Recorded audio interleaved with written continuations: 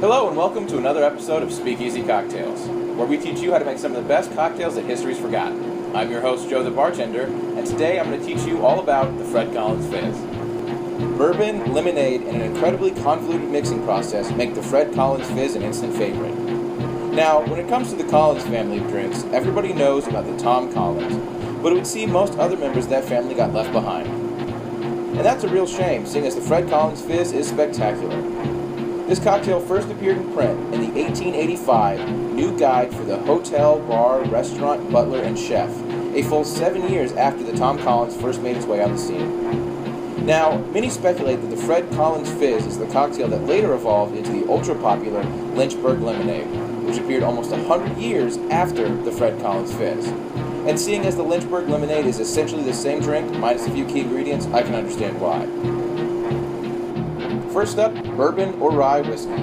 Now, I'm always going to prefer a good rye, but either one will work.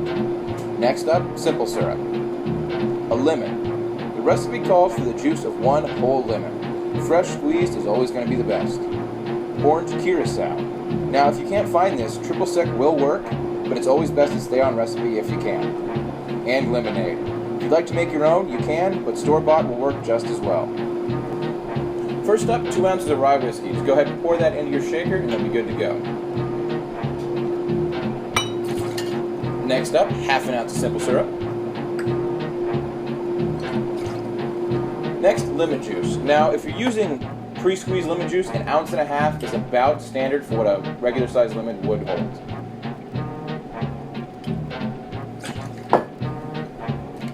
Next, you just shake it till it's nice and cold. And you're going to want to strain that into a bar glass that's been pre-filled with shaved ice about halfway.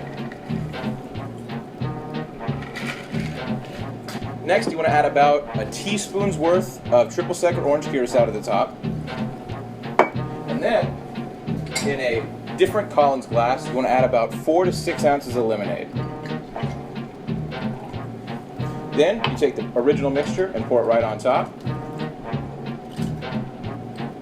And there you have it, the Fred Collins Fizz. Until next time, I'm your host, Joe the bartender, and I'll see you in the Speakeasies.